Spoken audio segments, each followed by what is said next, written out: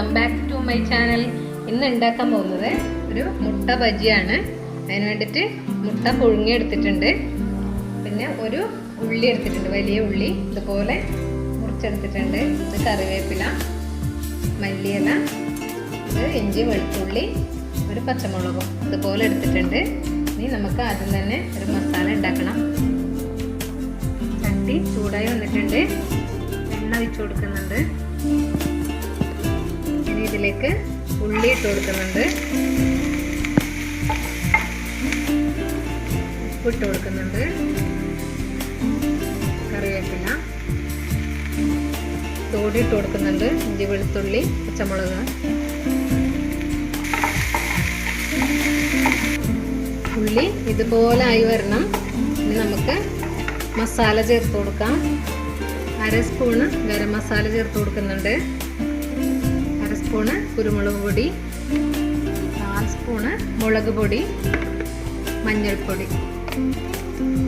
ഒന്ന് നന്നായി ഇളക്കി കൊടുക്കണം. മസാല റെഡി ആയിട്ടുണ്ട്. മല്ലിയില കൂടി ഇട്ട് കൊടുക്കുന്നുണ്ട്. ഇനി തീ ഓഫ് ചെയ്യാം. മുട്ട ഇതുപോലെ പീസാക്കി എടുക്കണം. ഇതിൽ നിന്ന് ഇതിൻ്റെ മഞ്ഞക്കുരു മാറ്റി വെക്കണം.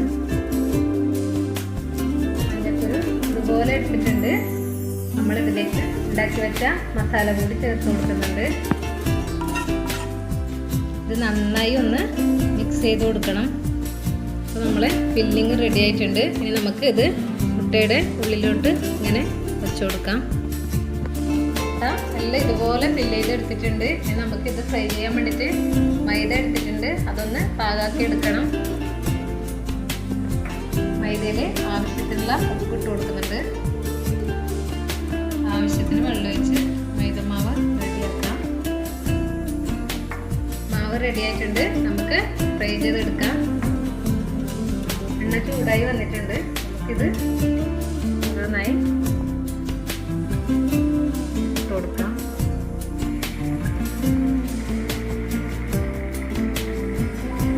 ഞാനിത് അടച്ച് വെച്ചിട്ടുണ്ടായിരുന്നു. മുട്ടയത് കാരണം അത് പൊട്ടിത്തെറിക്കാൻ ചാൻസ് ഉണ്ട്.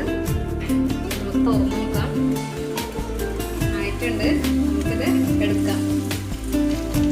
ബജി റെഡി ആയിട്ടുണ്ട്. ഈ വീഡിയോ ഇഷ്ടമായെങ്കിൽ എല്ലാവരും ലൈക്ക് ചെയ്യണം, ഷെയർ ചെയ്യാനും മറക്കരുത്, കമന്റ് ഇടാനും മറക്കരുത്.